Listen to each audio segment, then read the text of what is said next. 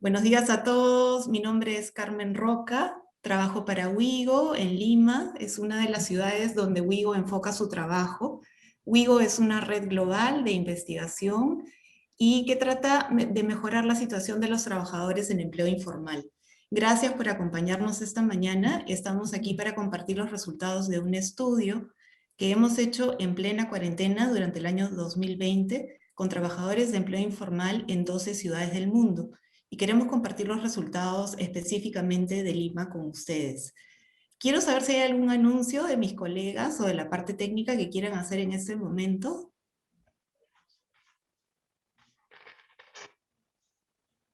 ¿No? Entonces procedemos, voy a compartir pantalla y voy a iniciar con compartir los resultados, pero antes de eso quiero dar la bienvenida a quienes nos acompañan en el panel. Como me presenté, soy Carmen Roca y me acompañan hoy dos representantes de organizaciones de trabajadores de empleo informal. La primera es la señora Ninón Castillo. Ella es del distrito de Comas, en Lima Norte, y desde hace más de 20 años es miembro de la Red Nacional de Trabajadoras y Trabajadores Autoempleados, RENATA. Ella tiene base en Coyique, en Comas. Ninón, bienvenida y gracias por acompañarnos. De la misma manera nos acompaña el señor Roger Canales. Roger o Roger trabaja en el distrito de Los Olivos, también en Lima Norte, y pertenece a la Federación Nacional de Recicladores del Perú, FENARREP, y en Los Olivos su base es la Asociación Vida Verde. También nos acompaña, como les dije hace un instante, la señorita Katia Samanamut. Ella es directora general de promoción del empleo y autoempleo en el Ministerio de Trabajo. Katia, bienvenida y gracias nuevamente por acompañarnos y darte tiempo para esto en un momento que es de bastante presión para ustedes. Entonces voy a proceder a compartir la presentación y me quedo con la cámara encendida en chiquito para irles contando. Bueno, quería comentarles un poquito sobre Wigo, porque como organización nosotros nunca buscamos tener mucha visibilidad y ya con nuestro nombre es bastante reto el conocernos. Wigo es la sigla en inglés de Mujeres en Empleo Informal, Globalizando y Organizando. Es una red mundial, se dedica a la investigación y a tratar de mejorar la situación de aquellos que están en empleo informal, pero en condición de pobreza urbana. Esto lo hace a través de mejorar las estadísticas disponibles sobre esta población, mejorar lo que se conoce y las alternativas de política pública para protección social, también para lo que es el diseño y planeamiento urbano, y para otros aspectos que tienen que ver principalmente con los medios de sustento de la población, que es la mayoría del empleo en el mundo, no solamente en el Perú. El 60% de la fuerza laboral de nuestro planeta está en empleo informal. Estamos en Perú trabajando en realidad desde antes del año 2000, pero con eventos pequeños. Desde el 2010, este año van a ser 11 años, tenemos una presencia sostenida y constante de trabajo en Perú. En los últimos años se ha focalizado totalmente en la ciudad de Lima. Trabajamos en Lima Metropolitana con 7 sectores de empleo informal: comercio en vía pública, trabajadores de mercados, vendedores de diarios, que en Perú los llamamos canillitas, tenemos recicladores de residuos sólidos, trabajadoras del hogar, estibadores, los que descargan los camiones que llegan del campo a la ciudad con los víveres, de mercados mayoristas, lustradores de calzado y trabajadoras que en su casa producen artículos para alguien que las contrata, ¿no? Que se llama el trabajo a domicilio o trabajo en domicilio, como le llamamos en Perú, o que producen también para su propia venta. El estudio, que es lo que estamos para presentarles hoy, se realizó en 12 ciudades del mundo. Y si podemos ver en el mapa, en el lado de América tenemos 3 ciudades: Lima, Ciudad de México y Nueva York. Se preguntarán Nueva York ¿por qué? Porque hay población vulnerable en empleo informal en 2 sectores en particular: el comercio en vía pública y los recicladores de residuos sólidos. Tenemos varias ciudades en África. Está Dakar en Senegal, aquí en la costa occidental. Está Accra en Ghana, está Durban en África del Sur o Sudáfrica y está Dar es Salaam en Tanzania. En Europa hay una ciudad que es Pleven en Bulgaria, porque tiene una población importante de trabajo en domicilio. En el sur de Asia tenemos varias ciudades. Solamente en India hay 3, que son Ahmedabad, Delhi y Tirupur. Y finalmente, finalmente, disculpen, está Bangkok en Tailandia. En el Perú nos enfocamos en 4 sectores, por varias razones. Comercio en vía pública, porque es el sector que más empleo alberga, no solamente en Lima metropolitana, sino en el país, excluyendo el empleo agrícola. En Lima metropolitana se estima que tenemos 400.000 comerciantes de vía pública, usando estimaciones de la Encuesta Nacional de Hogares. No tenemos un censo.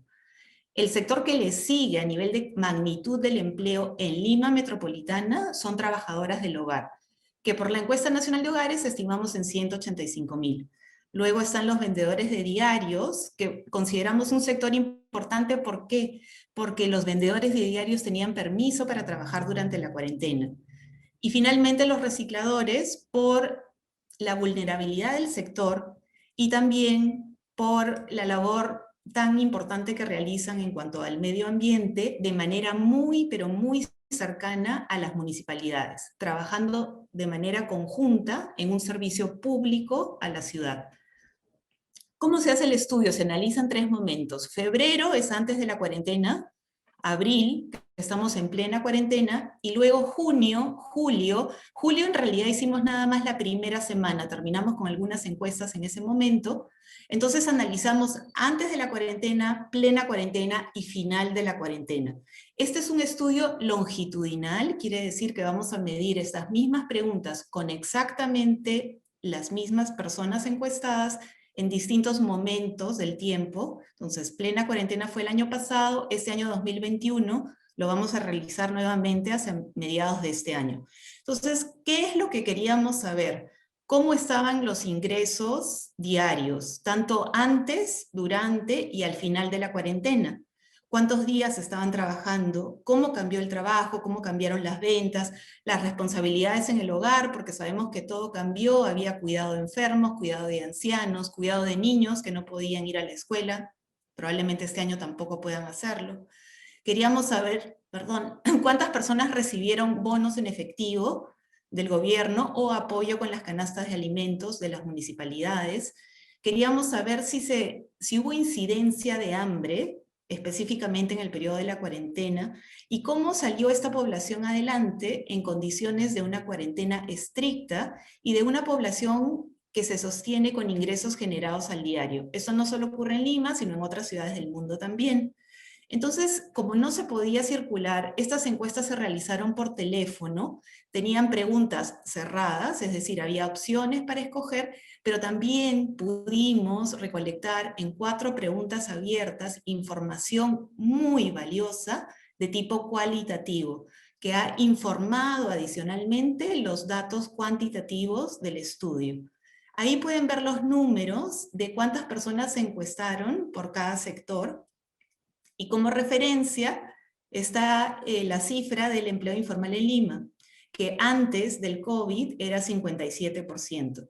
Como les dije, comercio, en caso particular de Lima, solamente está después de servicios. Alberga la mayor cantidad de personas del empleo informal. Paso entonces ahora a comentarles los resultados claves del estudio.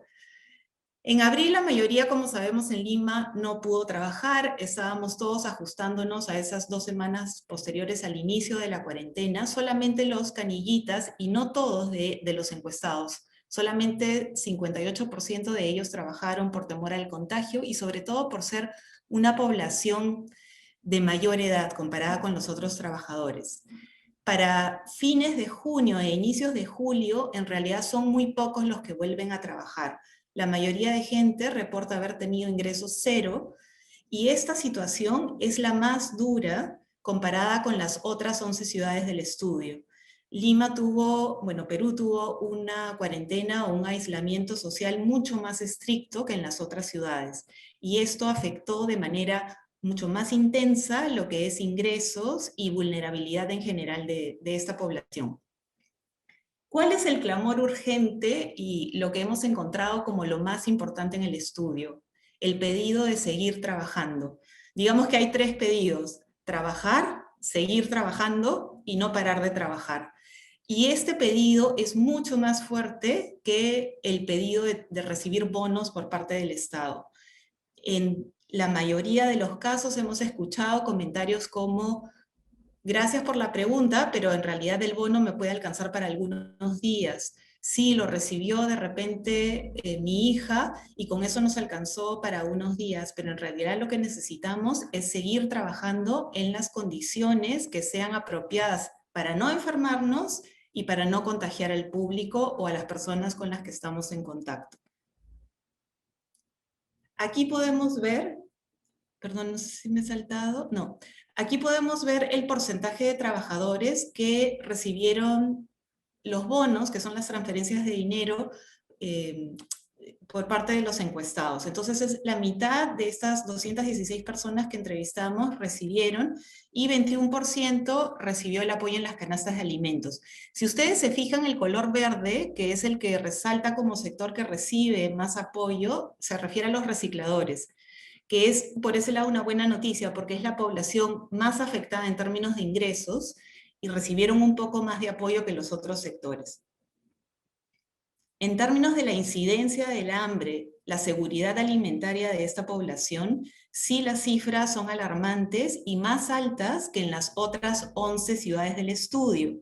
Aunque no tenemos una cifra de haber tenido incidencia de hambre en febrero, porque eso en particular no lo tenemos, sí podemos comparar un poco con las otras ciudades y, como les digo, es más alto.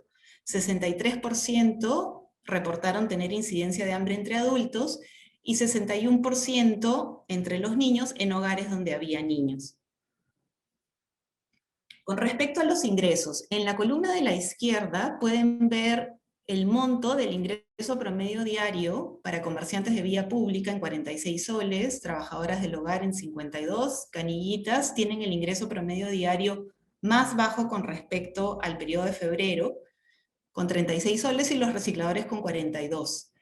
Para junio, julio, como son pocos los que reportan haber retornado a sus labores, igual podemos ver entre aquellos que volvieron a trabajar que los ingresos que tienen están más o menos en la mitad de lo que tenían como ingresos en febrero. Están entre 40 y 60% de lo que lograban tener como ingreso antes. En esta gráfica podemos ver precisamente la caída de los ingresos. En los puntos más altos están esos ingresos promedios diarios por sector. Como pueden ver, el azul es el más bajo para los que son los vendedores de diarios, canillitas, y el más alto, las trabajadoras del hogar, con 52. Y vemos la caída que incluye los que reportan 0 ingresos, y luego una pequeña recuperación entre aquellos que volvieron a trabajar para el final de la cuarentena. Ahora, ¿qué hicieron estos trabajadores para salir adelante en un momento tan crudo? Casi la mayoría, o sea, mejor dicho, la mayoría, 94%, tomó una o más de estas medidas. 73 de cada 100 agotó sus ahorros, 56 de cada 100 pidió apoyo, familiares, amigos, vecinos, y 38 de cada 100 toma un préstamo. Vamos a entrar ahora a los resultados por sector. Los hallazgos que tenemos pueden orientar acciones, políticas y programas en este momento que estamos enfrentando una nueva cuarentena y en un momento en que la recuperación económica del sector es indispensable, porque no solamente va a afrontar problemas, obstáculos o situaciones similares, sino que empieza ya endeudado, empieza ya con un capital de trabajo que no se ha recuperado.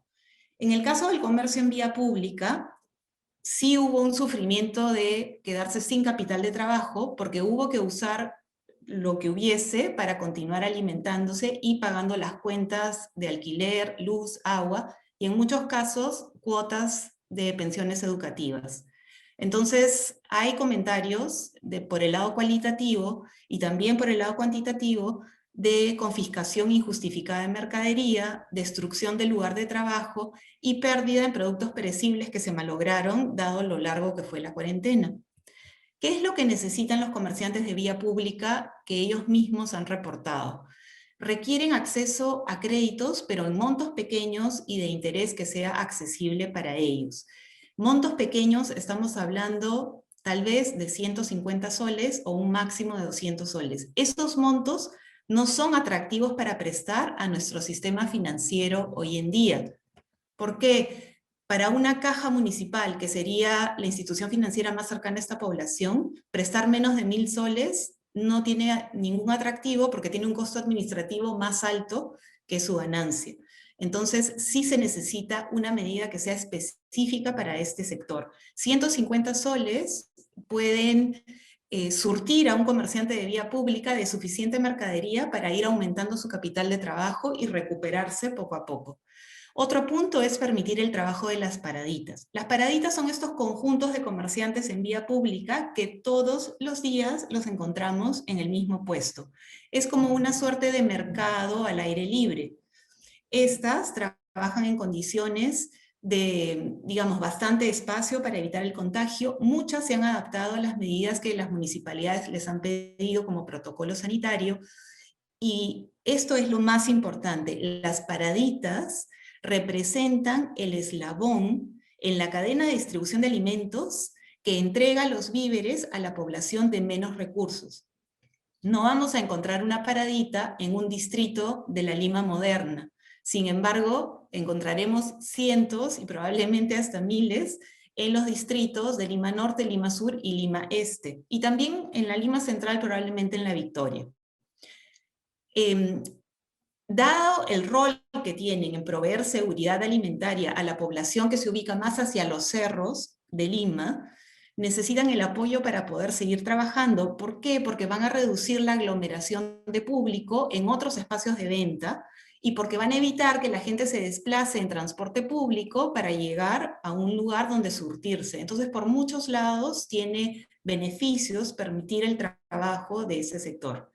Y otro pedido clave del sector del comercio en vía pública es el cumplimiento de lo que estipula una ordenanza que es para Lima Metropolitana, que precisamente regula esta actividad y regula también su proceso de formalización. Paso ahora a contarles sobre el sector de trabajadoras del hogar. Las trabajadoras del hogar diríamos que son trabajadoras formales porque tienen un empleador. Sin embargo, la mayoría de ellas no está registrada en SUNAT como una trabajadora del hogar asociada a un hogar empleador, ni tampoco está siendo protegida, digamos, con las contribuciones del empleador a su seguro de salud y probablemente ella tampoco contribuye al fondo de pensiones. Entonces se les considera, por esas características y por su perfil, que es igual al de trabajadores de empleo informal, son parte del empleo informal. 70% de ellas declararon que el empleador le pidió que no fuera a trabajar o la despidió. Sin embargo, no contaron con los beneficios que son asociados a un despido, ¿no? Como son la compensación por tiempo de servicios o el aviso. Las trabajadoras cama adentro, que son una muestra pequeña dentro del estudio, sí coincidieron en decir que se les exigió quedarse en casa durante el tiempo de la cuarentena sin salir a ver a su familia para evitar los contagios. Y si no lo hacían, pues podían perder el empleo. ¿Qué es lo que requieren las trabajadoras del hogar? Como todos los sectores, seguir trabajando. Necesitan un pase laboral específico para no estar gestionando pases laborales que sean un poco falsos, de cuidado de adulto mayor o que no son específicos de su tarea. Ellas tienen un protocolo sanitario aprobado para su labor y también necesitan un poquito más de apoyo en lo que es hacer, digamos, obligar a que hayan los beneficios de ley para aquellas que son despedidas. Les comento ahora sobre los resultados para el sector de vendedores de diarios y revistas, que llamamos nosotros canillitas. No sé si todos saben de dónde viene esa palabra, pero los canillitas en la época de los años 50, 60, eran chicos jóvenes como de 11, 12, 13 años, que siempre andaban con los pantalones muy cortos a la altura de las canillas, porque, bueno, no tenían para comprarse pantalones conforme iban creciendo. Entonces sus pantalones eran cortos y se les conocía como los de los pantalones a las canillas, ¿no? Y quedaron con ese nombre, los canillitas. Son los trabajadores de mayor edad de los sectores estudiados, tenían el menor ingreso diario, como comenté antes del COVID, y tienen mucha ansiedad y temor frente a no poder seguir trabajando precisamente por su edad. Y como todos entendemos, conforme avanza el tiempo, las ventas de los diarios han ido cayendo por los medios de internet, pero imagínense cómo la caída ha sido de drástica a partir del COVID.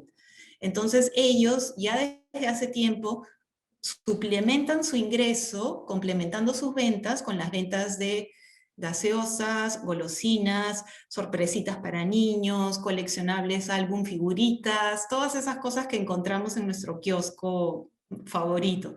Entonces, a veces las municipalidades, o en muchos casos, no permiten la venta de estos productos y por eso se necesita que se tengan las licencias de modo que haya ese permiso. Se requiere también el equipo de protección personal, porque es personal que está trabajando a diario durante esta cuarentena también, y también perdieron capital de trabajo.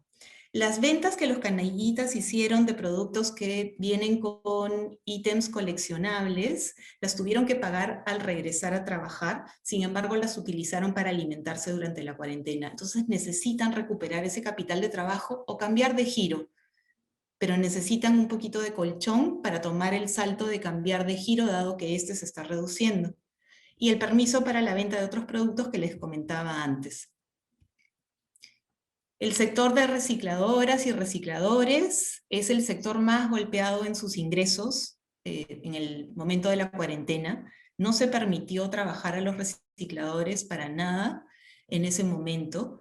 Los protocolos que elaboró el Ministerio del Ambiente desafortunadamente tardaron mucho en estar listos y implicaron que cada asociación de recicladores que trabaja con su municipalidad tuviera que comprar termómetros, mochilas de fumigación, lejía, cantidades industriales de detergente, además del equipo de protección personal que llevan siempre. Es el sector que como estrategia para poder salir adelante durante la cuarentena vende más activos. Quiere decir que recicladores vendieron licuadoras, vendieron carretillas y hasta llegaron a vender su moto, que es su herramienta de trabajo, para sobrevivir durante la cuarentena. Recuperar estos activos va a tardar muchísimo tiempo. Esta venta de activos es la más alta registrada en el estudio, más alta que en las otras 11 ciudades. Y como vimos hace un momento, recibieron más apoyo del gobierno en lo que fue bonos y canastas de alimentos. ¿Qué es lo que requieren las recicladoras y los recicladores? En esta cuarentena el Ministerio del Ambiente ha aprobado su trabajo, pueden continuar trabajando, pero hay sectores como de policía y serenazgo que no están al tanto de eso, entonces necesitan el apoyo para que no se obstaculice su trabajo. Ellos cubren los costos de su programa de reciclaje, probablemente Roger nos va a contar más sobre eso ahora, entonces necesitan apoyo porque ellos dan un servicio público a la ciudad sin costo. Y necesitan también acceso a créditos, porque necesitan migrar su vehículo de trabajar a pie a trabajar en carretilla, a trabajar en motofurgoneta, a trabajar en camión. Entonces necesitan créditos para poder hacer eso, aunque sea comprar una moto usada, comprar un camioncito entre toda una asociación. Y también para tener los centros de acopio y no estar acumulando material y clasificándolo en su hogar, que eso es un riesgo. Ya hemos tenido algunos incendios en Lima por eso, y también es un riesgo para la salud de ellos. Entonces, estos son los resultados del estudio. Vamos a compartir con todos esta presentación, así como el estudio en sí. Y quisiera dar ahora la palabra a Ninón Castillo. Ninón es representante de la Red Nacional de Trabajadoras y Trabajadores Autoempleados, RENATA. Es comerciante de vía pública desde hace muchos años. Ella misma nos va a poder contar. Bienvenida, Ninón. Gracias. Buenos días a todos y a todas. Soy Ninón Castillo Córdoba. pertenezco a Renata y también soy dirigente de la Asociación de Comerciantes de Coyique, Santa Rosa, que queda en el Cono Norte. Somos 600 trabajadores del comercio ambulatorio. Nosotros hemos tratado, viendo la necesidad, y hemos ahorrado 21 años. A través de ese ahorro hemos podido comprar 6 casas, una tras otra, mediante el ahorro asociativo, para poder construir nuestro mercado y así poder dejar las calles y podernos formalizar. El 10 de abril del año pasado, la Municipalidad de Comas nos comunicó que iban a fumigar por 2 días y después podríamos trabajar normalmente. Para ello, lo cual fue falso, nos desalojaron, nos llenaron con carros de Sereno y también del Ejército, diciendo, comunicándonos que por orden del gobierno central no se podía trabajar, porque estábamos en cuarentena por el COVID-19. Es así que dejamos de trabajar y algunos compañeros tuvieron que alquilar espacios de cocheras y casas pagando 10 a 15 soles diario, porque tenían la necesidad de trabajar como sea. Esos espacios estaban alrededor del mercado, porque somos trabajadores del día a día y no había cómo esperar. Pero dado el caso es que otros comerciantes de diferentes mercados y muchas personas que se quedaron sin trabajo por esta pandemia, ocuparon y se posicionaron en nuestro centro de trabajo. Y nosotros, los comerciantes que hemos trabajado por tantos años en el sitio, esperábamos una respuesta de la municipalidad que nos diga que sí podemos trabajar, que nosotros queremos algo que se dé y no estar viviendo en las circunstancias de que trabajas hoy día y mañana te desalojan. Trabajar en una psicosis que prácticamente a muchos compañeros les enfermó porque habían perdido prácticamente lo que tenían su capital, lo que ellos con tanto esfuerzo de muchos años habían ahorrado. La mayoría de mis compañeros somos personas de tercera edad. Al ver que no había respuesta de parte de la municipalidad con respecto si podíamos trabajar o no, y viendo que cada día más personas ocupaban el lugar donde nosotros habíamos trabajado por muchos años, es que nos motivó a perder un poco el miedo del COVID y salir nuevamente y retomar nuestros lugares de trabajo, arriesgando nuestra vida, pero teníamos que trabajar.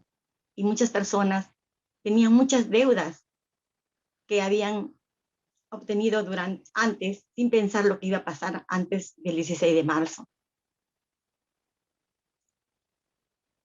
Para nosotros, para los comerciantes, no hubo ningún tipo de ayuda, ni canastas, ni bonos.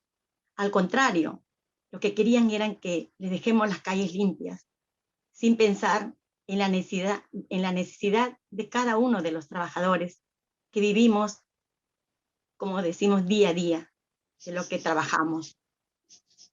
Nosotros, al ver esta situación, es que como dirigentes, que somos de 600 personas prácticamente, y viendo la necesidad y el clamor de muchos, es que decidimos prácticamente hacer y retornar a trabajar nuevamente. Nosotros, a través de muchos años, pensando siempre hacia el futuro, hemos planificado y tenemos un proyecto de hacer un mercado moderno. Para ello, cada uno de nosotros hemos ahorrado un sol diario hace muchos años, 21 años prácticamente. Entonces, pensando siempre que dejar las calles, porque somos conscientes que la calle no es de nosotros, pero sí queremos formalizarnos, pero que nos den un espacio, un tiempo y con algo concreto que nos digan, sí, sigan trabajando y nos dan un tiempo y nosotros nos podemos formalizar. Para ello, nosotros como asociación tenemos ya aprobado el proyecto de construcción, licencia de demolición, y ya teníamos prácticamente un 50% para poder financiar con una entidad bancaria, una financiera, no pensando lo que iba a pasar con esto de la pandemia. Nosotros realmente, teniendo aprobado casi un 50%, es que nosotros teníamos la necesidad y sabemos de que la mayoría no contábamos con recursos y entonces se paralizó totalmente. ¿De a dónde vamos a continuar cuando no nos daban el espacio para poder trabajar? Entonces nosotros sí hemos planificado tantos años construir nuestro mercado. Necesitamos tener un espacio para poder seguir trabajando, continuar trabajando y seguir trabajando hasta que la fuerza nos dé prácticamente y culminar y terminar el proyecto de que es la construcción del mercado, que prácticamente 235 socios hemos apostado por la formalización y los demás compañeros, ellos saben y son conscientes, la mayoría ya tienen una edad, quizás por eso ya no desean seguir en el mercado o quizás también pues tendrán que hacer otra forma de trabajar y para eso queremos que las municipalidades de nuestro distrito se sienta a conversar con nosotros y nos diga qué solución podemos dar. No es solamente desalojar a los comerciantes y prácticamente decir, no, ya te fuiste y punto. Para eso somos personas humanas que todos necesitamos trabajar porque realmente sin trabajo no podemos sobrevivir. Y muchas personas han preferido trabajar y más temor han tenido al hambre que al COVID. Muchas gracias Ninón, muchísimas gracias. Ninón está disponible luego para tomar algunas preguntas, pero quiero pasar ahora la palabra al señor Roger Canales. Bienvenido Roger. Roger es de la Federación Nacional de Recicladores del Perú y su base es la Asociación Vida Verde de Los Olivos. Adelante Roger. Muchas gracias, señorita Carmen Roca. Señores periodistas, muy buenos días. Bueno, como ya dijo, mi nombre es Roger Canales, soy reciclador formalizado.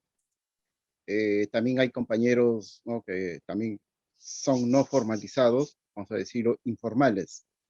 Bien, nosotros antes de la pandemia veníamos laborando ya, ¿no?, en el programa de segregación en fuentes, ¿no?, que hay bajo una ley que es la 29419, ley del reciclador. Nos hemos asociado y estamos participando, ¿no?, en este programa. Bien, dentro del programa, ¿no?, consiste hacer el recojo a las viviendas, ¿no?, a la vecindad, el material, ¿no?, que ellos mismos nos donan, ¿no? E incluso acá tengo una relación, ¿no?, de los vecinos, ¿no?, que participan en este programa de segregación en fuentes. Bien. Al donar a los vecinos, ¿no?, nosotros entregamos así una bolsita de color así verde, son dos, uno para la basura y este es para el reciclaje, ¿no? En la misma, como por eso se dice reciclaje en fuente, ¿no? En las mismas viviendas hacen la separación. Bien, pero esta bolsita que ve usted acá es un costo que nosotros lo asumimos, ¿sí? Todos los recicladores que participamos en este programa de segregación, que lo asumimos, ¿sí? Dentro de eso también tenemos que entregar, o sea, como un incentivo para que la vecindad, ¿no?, siga participando, ¿no?, en este tema que es del reciclaje, ¿no? Y este es como un incentivo que le damos, lejía. Como también otro incentivo que le damos es plantitas. Pero este es un costo que nosotros mismos lo asumimos. Prácticamente la municipalidad no nos brinda, ¿no?, ningún, ¿no?, algún incentivo, ¿no?, para la vecindad. Son escasísimas veces que quizás, ¿no?, mejor dicho, contadas veces. Bien, como ya vio, todos estos costos, fíjese, bolsa, mi vehículo, que tengo que darle su mantenimiento siempre, el uniforme, que tengo que estar cambiándolo cada cierto tiempo, ¿no?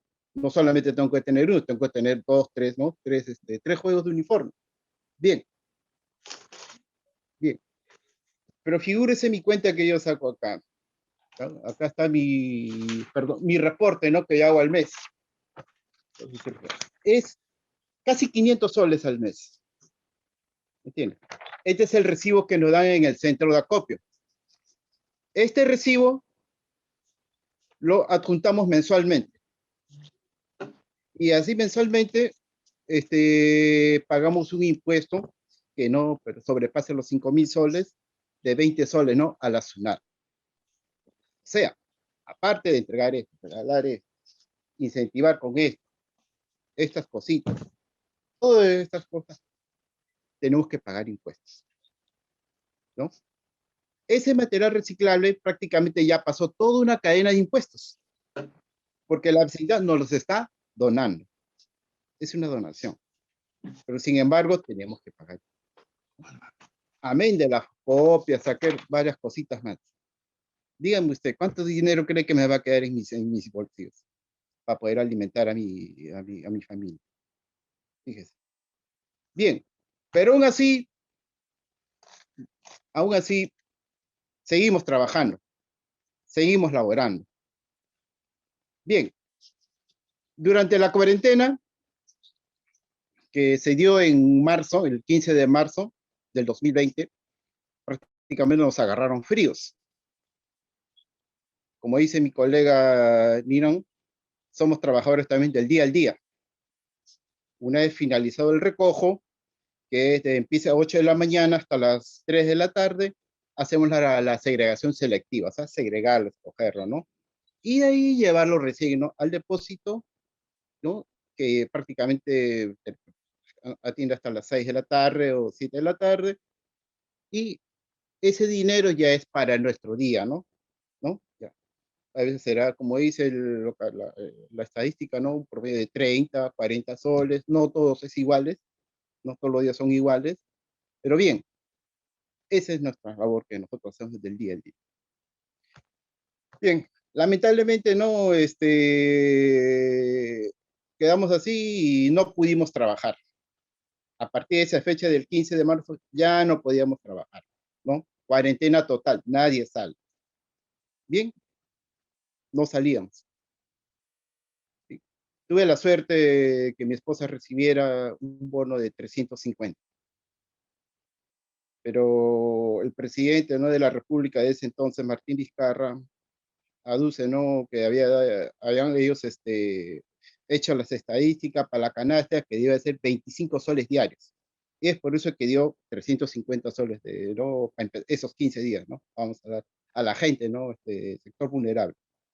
Bien, pero figúrese esos 350 soles, he tenido usted cree que es el único bono que hemos recibido que por parte de mi esposa, yo no tampoco. Hasta el mes de agosto que se ha reiniciado el trabajo. Figúrese. Bien, dentro de eso, con esos 350 soles hemos tenido que ver la forma de estirar, ¿no?, ese dinero, ¿no?, al comprar los alimentos. Tanto todo lo que es productos cárnicos, bueno, ya ni ver, no lo veíamos. Prácticamente días que se comían un guisito o una sopita que tenía que durar todo el día. Bien, y bueno, cocinábamos con leña, porque ya un balón de gas te cuesta un promedio de 35 a 40 soles. Entonces, ver la forma, ¿no?, de ahorrar. Pero ya la situación se puso intolerable. 350 soles no te va a durar, pues, durante toda la cuarentena. Tan intolerable se volvió que ya tenemos que recurrir, ¿no?, a préstamos, vender nuestras propias cosas, nuestros materiales de trabajo, porque ya la situación era insostenible, ¿no? Y bien, al ver todo eso, los vecinos también, algunos vecinos nos colaboraban a veces con víveres, estirar también esos víveres, racionar, como dicen, ¿no? Pero a veces también ya no toda la vida te van a dar. Entonces hemos tenido que, durante la guerra, salir a trabajar. Muchos colegas de mi parte y colegas también, ¿no? Hemos tenido que salir, exponernos, ¿no? A la pandemia, ¿no? A la enfermedad, exponernos. Hay colegas que han fallecido y es una pena no decirlo porque han muerto y somos recicladores formales. Y ahí quedó, no han recibido nada, ¿no? Ningún incentivo, nada, nada, ¿no? Prácticamente nada. Como dice acá, acá está mi carnet también, reciclador formalizado. Que dice acá también diploma, reciclador formalizado. Prácticamente es un papel nada más. Y ahí quedó. Pero en la práctica seguimos siendo informales. ¿Entienden? En la práctica, porque no tenemos ningún beneficio social, ningún beneficio de salud, ¿no? Ninguna pensión.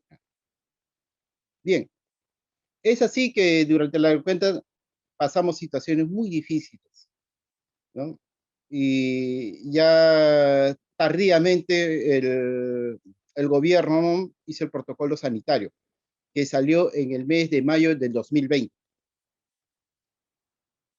Pero para poder implementarlo, figúrese, ha demorado muchísimo. ¿Por qué? Porque lo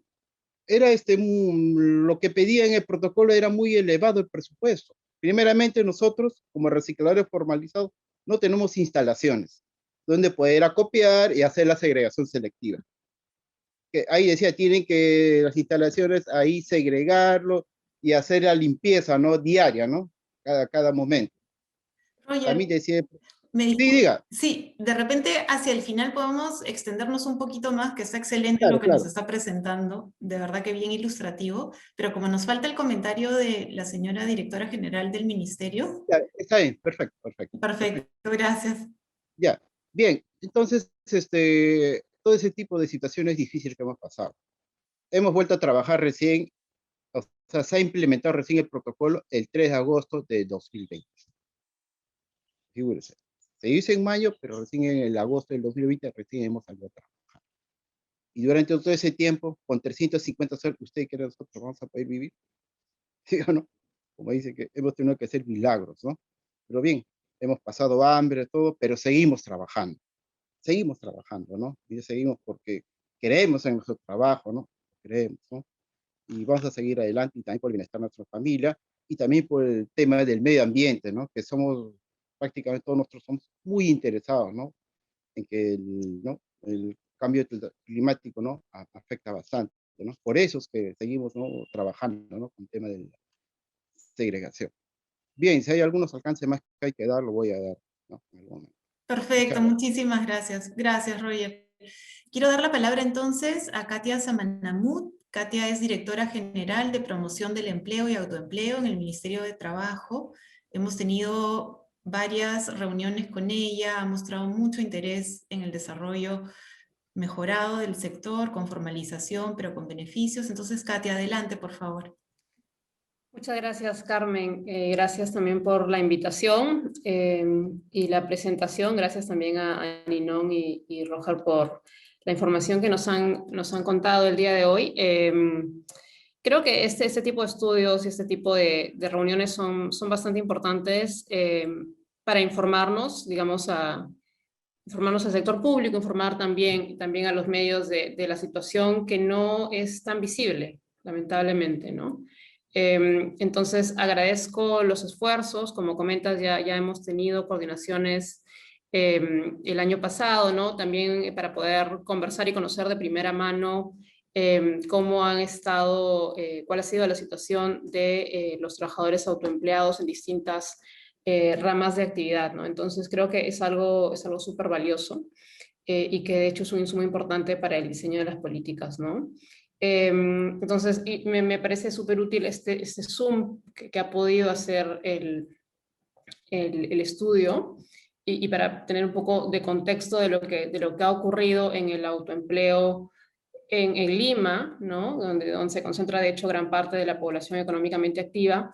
Lo que ocurre en la pandemia ha sido realmente catastrófico, ¿no? Digamos que en el trimestre más duro de la pandemia, el trabajo de los autoempleados ha sido probablemente de los más afectados, ¿no? Ha sido más afectado que el trabajo de los trabajadores asalariados, digamos, ¿no? Pero también se ha recuperado más rápido, ¿no? Y que creo que con todo es una buena noticia, ¿no? Al día de hoy en Lima, versus el año pasado, la pérdida de trabajo de los independientes es solo de 6%, mientras que otros grupos, los asalariados, todavía están más rezagados. En el caso de las trabajadoras del hogar, sí todavía fueron, de hecho, el grupo más afectado, ¿no? A nivel nacional y en Lima también, y todavía no han logrado recuperarse, lamentablemente, ¿no? Entonces, con esto, digamos, con la recuperación del empleo que estamos viendo, no quiero decir que el problema ya está resuelto, ¿no? Porque más allá de la posibilidad de tener un empleo, que en gran medida es que la gente se busca este empleo, ¿no? Las condiciones del empleo son importantes, ¿no? Y como sabemos, las condiciones no son ni de lejos las más adecuadas ni las que quisiéramos como país tener, ¿no? Entonces hay mucho trabajo por delante, ¿no? COVID creo que ha sido un golpe durísimo definitivamente para el mercado laboral, pero también para el Estado, ¿no? Nos hemos encontrado en una situación para la cual definitivamente no estábamos preparados, ¿no? Y la capacidad del Estado para implementar medidas ha sido sobrepasada por lo abrupta que ha sido la pandemia, ¿no? Entonces, creo que ha sido un proceso de aprendizaje sobre la marcha, lo continúa siendo, ¿no? Entonces, algo que creo que vale destacar es que, digamos, las cuarentenas de este año sí tienen un carácter distinto de las del año pasado, son menos estrictas justamente en reconocimiento de que un país con niveles tan altos de informalidad no puede estar paralizado totalmente, ¿no? Entonces creo que poco a poco, digamos, se están incorporando estos aprendizajes en las medidas que el Estado está dando, ¿no? Y ahora es más fácil, digamos, para los independientes salir a realizar sus actividades. La provisión de información también es clave, ¿no? Porque claro, lo que queremos es que la gente pueda realizar actividades en un contexto de seguridad. Entonces creo que dar información sobre cómo se trabaja en un espacio seguro y preveniendo contagios en lo que sea posible es súper relevante y creo que es algo en lo que tenemos que continuar trabajando, ¿no? Algo que me hace pensar mucho este estudio también es que tenemos un trecho largo por recorrer también en cuanto a la generación de información que el Estado puede tener de sus ciudadanos, ¿no? Creo que para el caso del bono, donde hemos participado como Ministerio de Trabajo también, ha sido, digamos, esa ha sido una de las debilidades que hemos encontrado, ¿no? El Estado no tiene mucha información de los ciudadanos, no tiene mucha información de cómo está conformado el hogar, y eso resulta en que a un grupo importante de la población le ha tocado el bono, pero han habido algunos otros que, a pesar de que necesitaban, no lo han podido recibir, ¿no? Y esto porque no teníamos suficientes registros de quienes necesitan, ¿no? Entonces, es algo en lo que se está trabajando y se está mejorando, pero es cierto que en particular de la población que se desempeña en el sector informal, hay muy poca información, ¿no? Desde mi dirección, este año tenemos, de hecho, como uno de los planes fortalecer nuestro sistema de información del mercado de trabajo y ahondar también en estudios específicos de la situación de los trabajadores autoempleados y por otro lado la situación del trabajo femenino durante la pandemia, ¿no? Que han sido grupos particularmente afectados. Nos interesa mucho entender en mayor profundidad lo que ha pasado, ¿no? Entonces seguro próximamente vamos a estar publicando estos estudios también para que estén disponibles, ¿no? Y bueno, algo que quiero destacar también en lo que estamos trabajando es en la elaboración de la Política Nacional de Empleo Decente, ¿no? Ya venimos hace algunos meses en este proyecto y está muy próxima a culminar, ¿no? Esperamos ya en finales de marzo poder aprobarla. Y esta es la política, como toda política nacional, tiene un plazo largo y se enfoca en problemas estructurales, ¿no? En el caso de la falta de empleo decente, este es un problema que ahora es bastante notorio, ¿no? Pero digamos, con un horizonte de 2030, que es el que tiene la política, lo que pretendemos es que al menos 1 de cada 4 peruanos pueda gozar de un empleo decente. Y esto parece poco, pero desde el punto de partida en el que estamos ahora es un avance realista y ambicioso, ¿no? Entonces es algo en lo que el Estado tiene que trabajar, no solamente el Ministerio de Trabajo. Este es un esfuerzo multisectorial y que involucra a gobiernos regionales, gobiernos locales. En el caso del trabajo independiente, el rol del gobierno local es bien importante, ¿no? Entonces hay que involucrarlos. Y también tiene como meta la reducción de los niveles de informalidad, ¿no? Dentro de esta política estamos pidiendo servicios específicos para el sector del autoempleo, ¿no? Tanto vinculados al desarrollo de capacidades para lograr negocios más productivos que permitan la generación de más ingresos, pero también, digamos, condiciones que permitan a esos trabajadores disfrutar de mejores niveles de vida, ¿no? En temas de pensiones, ¿no? Una para la jubilación, en temas de qué hacemos cuando hay una situación de emergencia que lleva a las personas al desempleo, ¿no? Entonces, no esperar a que el Estado lance un bono, sino que ya existan mecanismos que permitan, digamos, recurrir a recursos de emergencia que puedan ayudar a sobrellevar este tipo de situaciones. Entonces, nuevamente agradezco la reunión y me quedo, digamos, bastante inspirada en la motivación de Ninon, de Roger, de los grupos que ellos representan, de que a pesar de las dificultades están saliendo adelante, y es algo que de verdad felicito. Gracias.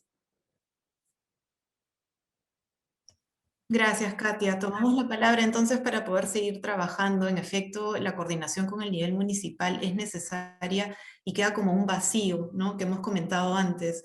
Cuando las cosas no caen en el ámbito del Ministerio de Trabajo, no caen en el ámbito del Ministerio de Producción, no caen en el ámbito de la municipalidad, pero caen en el ámbito de todos. Entonces es muy difícil sacar adelante proyectos como el de Ninon, que es un ejemplo de 21 años. No debe tomar tanto tiempo poder formalizarse y poder tener un espacio de trabajo decente y digamos que beneficia a todos los sectores. Entonces, muchísimas gracias por acompañarnos hoy. Daríamos paso a algunas preguntas que pudieran tener representantes de la prensa. Estamos a la orden para ello. Podemos, si quieren encender su micrófono, no hay problema, solamente les pedimos que se identifiquen, nos dicen su nombre y de qué medio son, y si gustan, a quién quieren dirigir la pregunta. Entonces, adelante.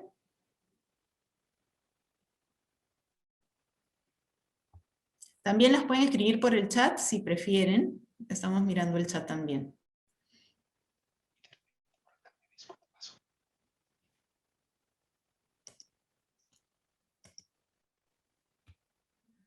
Quiero dar la bienvenida también a Chris Hartman. Chris nos acompaña desde Nueva York. Él estuvo acompañando el estudio, trabaja para Sure We Can, que es una organización de apoyo también de recicladores en esa ciudad. Gracias, Chris, por acompañarnos. Está abierto el foro para quien quiera escribir una pregunta en el chat o hacerla con su micrófono encendido. Sí, ¿qué tal? Buenos días. Soy Luis Ciudad de Radio Nacional. Esta pregunta sería dirigida para Katia Samanamut. Precisamente en el 2000, el estudio se ha basado en el 2020. Llevamos prácticamente mes y medio de este 2021. Y en este lapso de tiempo, usted como funcionaria pública, ¿considera que estas cuarentenas, que evidentemente, como usted lo mencionó, no son tan estrictas como las del año pasado, evidentemente, pero considera que afecta o todavía afecta al sector de trabajo en nuestro país? Sí, gracias Luis por la pregunta. Bueno, sí hay un efecto, definitivamente, porque hay un grupo, hay algunas actividades económicas que no están permitidas de operar, pero nuestras proyecciones, porque obviamente todavía no hay data estadística sobre cómo está evolucionando la economía, nuestras proyecciones son que los efectos sean significativamente menores que los del año pasado, ¿no? Además, porque se proyecta que la cuarentena va a tener una menor duración y está focalizada en algunas regiones a medida que cómo va evolucionando la situación sanitaria, ¿no? Entonces, sí, las proyecciones son mucho más optimistas que las del año pasado. Si me permite, Luis, ahí comentar nada más en ese sentido, para el tipo de empleo que estamos hablando, el rol de la municipalidad viene a ser bien importante. Hay municipios que están permitiendo el trabajo de comerciantes de vía pública que se adecuaron con como las imágenes que hemos visto, ¿no? Con los puestos, con plásticos, etc. Pero hay otros que no, que trabajan solamente con distancia y, bueno, EPP. Entonces, pueden ser desalojados, pueden ser perseguidos, como vemos retratado en la prensa muchas veces. Entonces, el propósito precisamente del estudio es hacer ver la magnitud que este tiempo ha tenido sobre esta población, ¿no? Que sigue siendo este tipo de población la más afectada cuando hay una crisis. Este ya es el tercer estudio que WIGO realiza en distintas etapas de crisis que se dan a nivel mundial, y es un tema que corroboramos vez a vez, ¿no? Que no hay un colchón que soporte la caída en los ingresos y en la situación de este sector. Abrimos para cualquier otra pregunta, comentario de prensa. Carmen, ¿Sí? tengo una pregunta aquí del señor Fernando Cuadros del periódico La República. Es para la señora Katia. Dice, Fernando está preguntando que se mencionó que trabajadores como los comerciantes de la vía pública urgen de acceder a un crédito menor a 150 o 200 soles. Sin embargo, las entidades financieras les dan la espalda y ellos se ven obligados a recurrir a préstamos informales que resultan más perjudiciales. La consulta de él es específicamente qué se está haciendo desde el Ministerio de Trabajo, desde el MTPE, en relación con el ministerio correspondiente para entender esta problemática. Gracias por la pregunta. Sí, este problema de acceso al financiamiento por parte de los trabajadores independientes sí es algo que hemos identificado ya hace un tiempo. En el contexto de pandemia, como sabemos, el Estado aprobó algunos fondos, digamos, créditos con garantía, ¿no? Pero estuvieron sobre todo dirigidos a, bueno, empresas consolidadas. Llegó un gran número de MIPES, pero finalmente acá estamos hablando de emprendimientos mucho más pequeños, ¿no? Tuvimos, junto con el Ministerio de la Producción, la iniciativa de poder diseñar un fondo que pueda atender, ¿no? Estos microcréditos más cercanos a las necesidades de los autoempleados, y es algo que hemos estado gestionando, que digamos por el contexto político, ¿no? Todavía no se ha concretado, es algo en lo que estamos continuando las conversaciones con el MEF, digamos, que son quienes autorizan los recursos, pero digamos, todavía es algo en lo que estamos en conversaciones, ¿no? Por su parte, Produce sí dispone de algunos instrumentos financieros, digamos, de ampliar el abanico de instrumentos financieros para los trabajadores independientes, ¿no? A pesar de las claras dificultades, Perú tiene un relativamente bien desarrollado sistema microfinanciero, ¿no? Pero creo que todavía tenemos retos importantes en términos de reducir el riesgo que representa para una microfinanciera un autoempleado, y esto pasa por dar información, ¿no? Poder dar mayor información que le permita a la microfinanciera hacer una mejor evaluación del riesgo y animarse a prestar en condiciones que no sean tan prohibitivas, ¿no? Entonces, hay mucho por hacer. Estamos continuando las coordinaciones con MEF al respecto. Ojalá que estas puedan, digamos, llegar a buen terreno próximamente. Sí, sí, esperemos eso, de verdad que se necesita bastante, Katia, hemos conversado sobre esto ya, y sí entendemos que el momento político es un reto, bueno, en varios momentos últimamente, pero sí, estaremos totalmente a la orden para cualquier información que se requiera, también desde las organizaciones mismas que pueden dar información que ayude, ¿no?, al diseño de los programas. Ha habido una pregunta, hay una pregunta, Katia, para usted. ¿Se han modificado normas específicas de la regulación laboral para evitar que los trabajadores informales vuelvan a padecer en este periodo de cuarentena? Si hay normas específicas en la regulación laboral para evitar esta situación otra vez. Bueno, a ver, no sé si Si estoy entendiendo bien la pregunta, por el lado de la regulación laboral, desde el año pasado hay un fuerte énfasis en el fortalecimiento de la SUNAFIL, ¿no? A nivel nacional, ¿no? Poder fortalecer la labor de inspección, porque como sabemos, hay un grupo no menor de trabajadores que trabajan en empresas formales, ¿no? Pero de manera informal, ¿no? Entonces, digamos, ese es el foco donde SUNAFIL con cada vez mayor fuerza está realizando inspecciones, digamos, para que esos trabajadores pasen a la formalidad, ¿no? Que el paso de la formalidad les representa un conjunto de derechos que como trabajadores informales no tienen. Entonces, más que cambio de regulaciones específicas, creo que es una intensificación de la labor regulatoria de SUNAFIL, ¿no?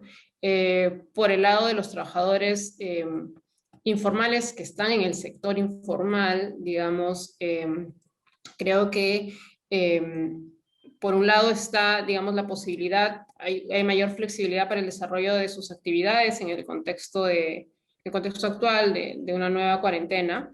Y por otro lado también las medidas de mitigación de la caída de los ingresos a través del nuevo bono que se está implementando a partir de estos días, ¿no? Hay un nuevo bono. Gracias. Ha llegado una pregunta también sobre... entonces voy a dar paso a esta, perdón, Johanny. Buenos días, le saluda Johanny Llanos de Diario El Popular. ¿De qué manera afecta el ingreso ilegal de ciudadanos extranjeros en el comercio informal del país? Quisiera comentar un poquito sobre esto, Ninón, por favor. Ninón Castillo. Sí, ha afectado mucho a muchos compañeros, sobre todo por la competencia desleal que se da, porque realmente ellos, con tal de trabajar, pues, si un producto cuesta 5 soles, ellos lo rebajan a la mitad quizás, o mucho menos para poder... Yo le hablo un caso específico. En nuestra base habían muchos compañeros que venden pollo, entonces ellos pues vendían sus 10, 15 pollos.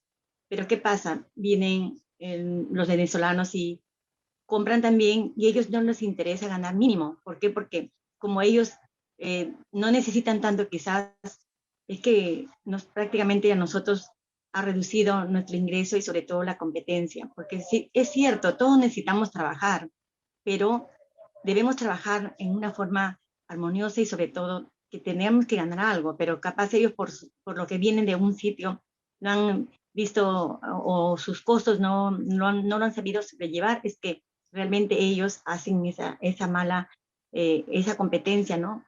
Entre nosotros. E inclusive, como tenemos también el problema de que ellos, bajo su prepotencia y amenazándonos, quizás muchas veces primero hacen de que le tengan miedo a los compañeros y por evitar eso es de que ellos ya los dejan que trabajen ahí donde están, inclusive se posicionan en los sitios y no hay forma como sacarlos.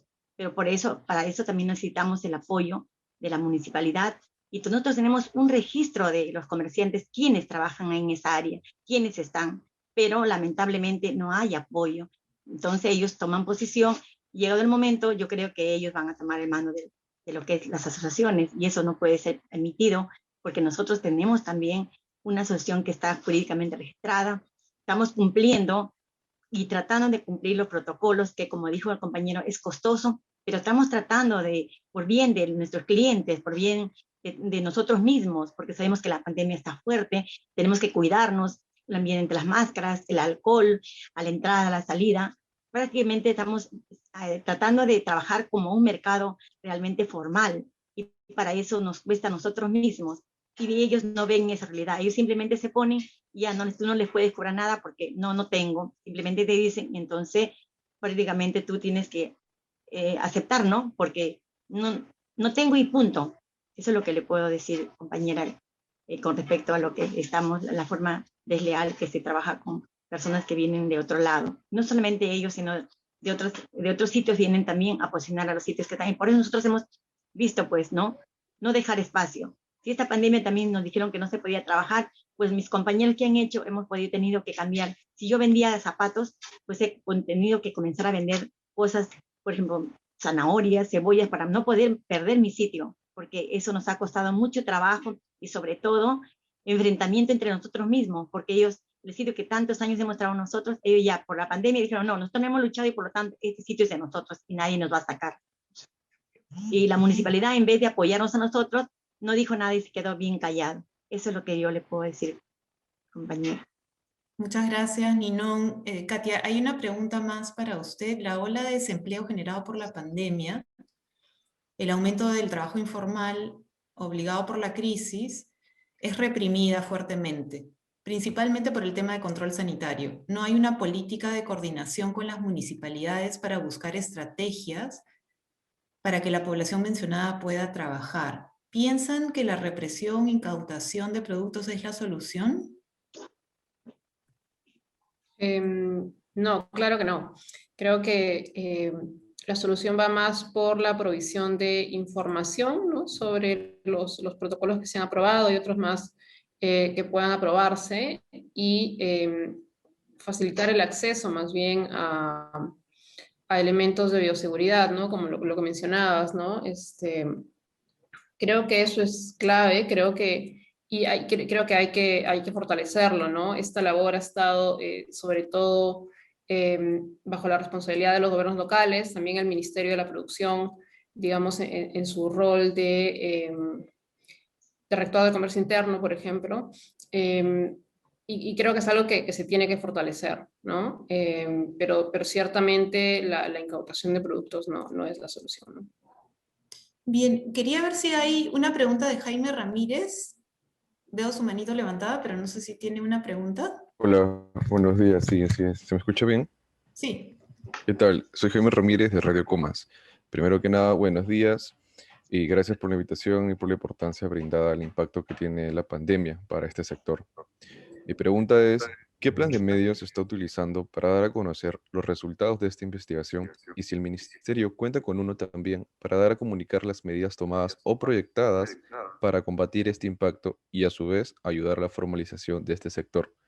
Teniendo en cuenta, claro está, que el público objetivo de su estudio, el cual parte del sector informal y formal, también es las municipalidades y gobiernos locales.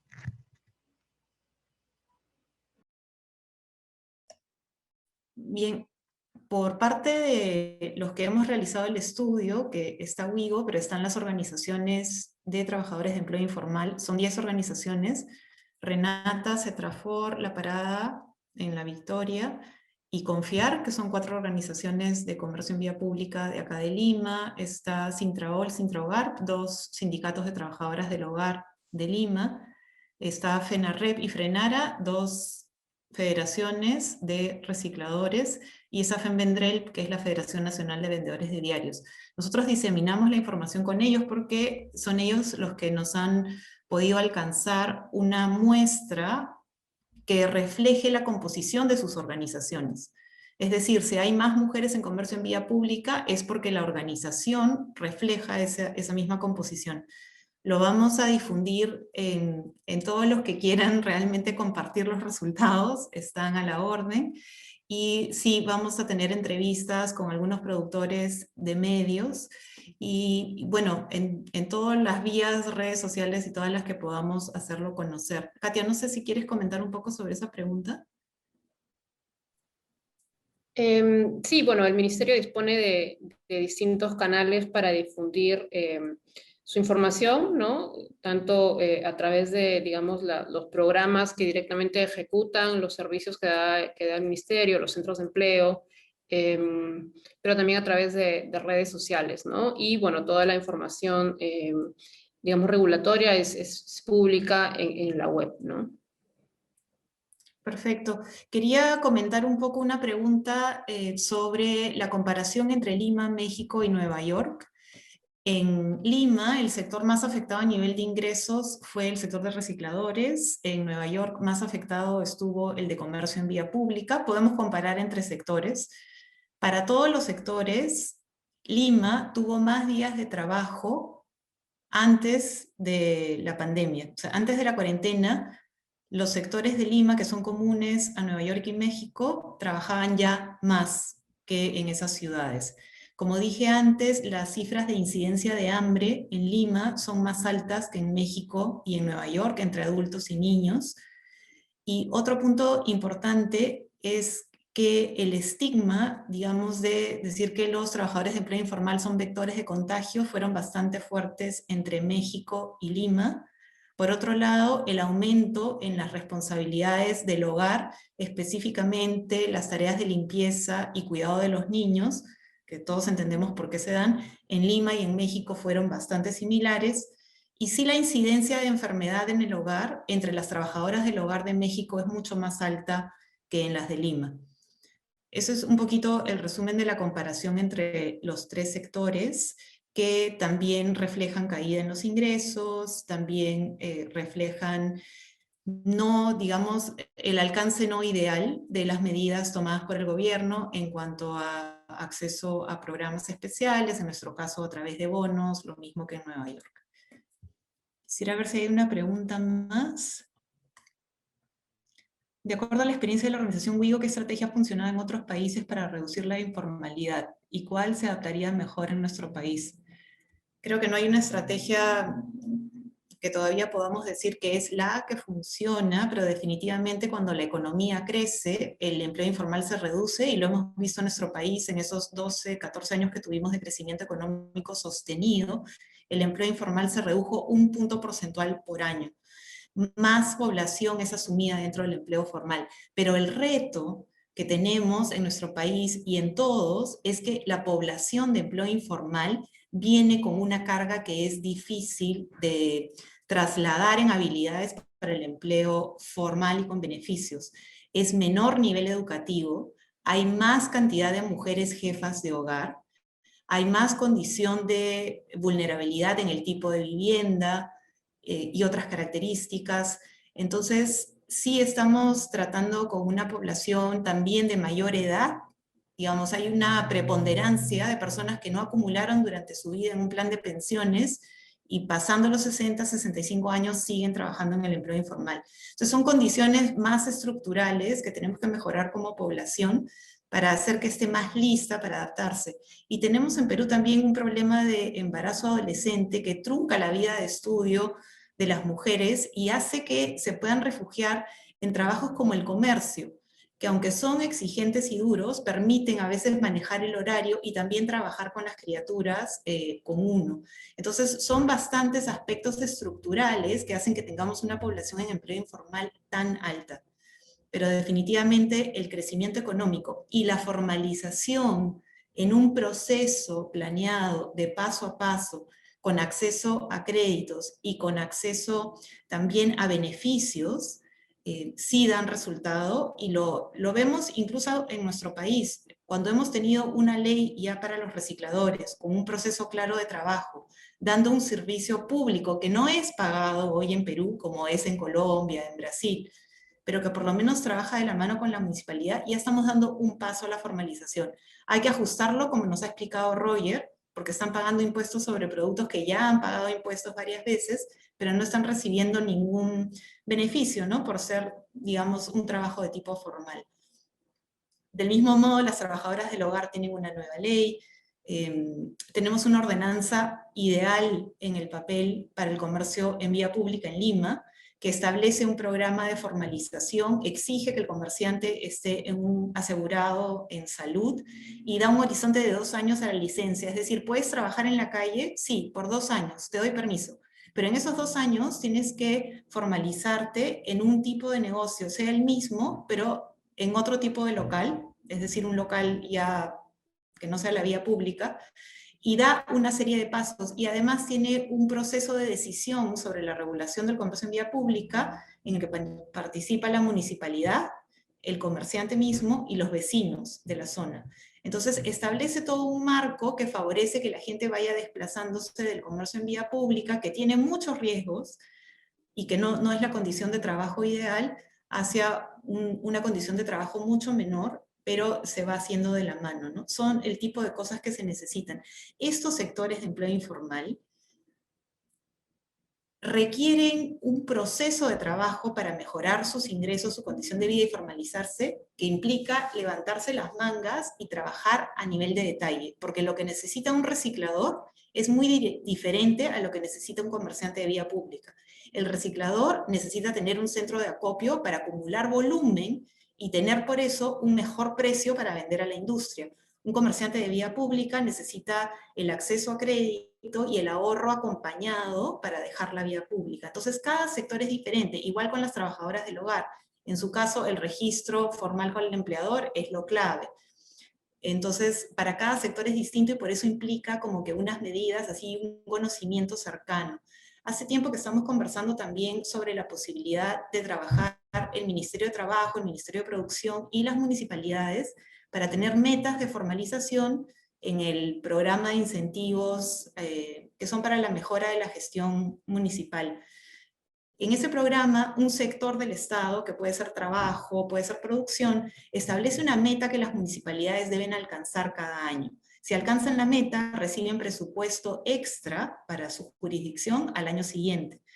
Se podría tener una meta de formalización para comercio en vía pública y para mercados, por ejemplo, y acompañar ese proceso de modo que el llegar a la meta no sea una cosa inalcanzable. Entonces ahí tenemos un incentivo para la municipalidad y tenemos también el trabajo experto del sector, del Estado, para acompañarlo.